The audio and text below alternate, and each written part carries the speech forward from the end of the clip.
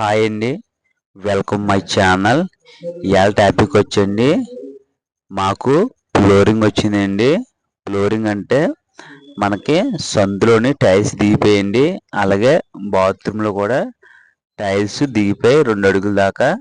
ఎందుకు దిగిపోయి ఏంటండి, ఫస్ట్ వేరే మేస్త్రి చేశారండి. వాళ్ళు ఏం చేశారంటే బాత్రూమ్ పక్కనే వాటర్ పోయి తవ్వేశారండి, అందువల్ల దిగిపోయింది. అలాగే ఏంటంటే పందికొక్కులు కూడా కన్నం పెట్టేసిందండి. సందు 2 అడుగులు సందు అండి, సందు అంతా కూడా దిగిపోయింది. మనం ఏం చేసామంటే ఇప్పుడు బాత్రూమ్ది ఇప్పుడు అది తీసామంటే గుమ్మం పక్కన పెట్టేసారండి వాళ్ళు. ఇప్పుడు తీసామంటే చాలా పెద్ద పని పట్టుకుంటుందని ఓనర్లు వద్దన్నారు.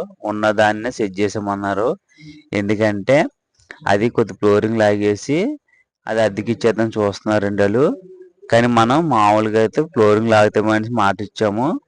కానీ మనం ఏం చేసామంటే బాగా దిగిపోతుంది అనేసి మనం ఏం చేసామంటే ఫుల్గా వాటరింగ్ చేసి కింద అంత దింసే కింద కొట్టేసి కాంకర వేసుకుందామండి మేము.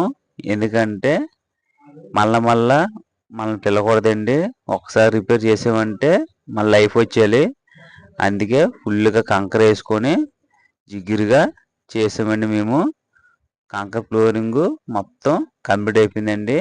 పైన సున్నం వేసి జిగిరిగా, అది కూడా జిగిరిగా వేసి పైన ఒండ్రు ఫినిషింగ్ కొట్టామండి బాత్రూంలోని.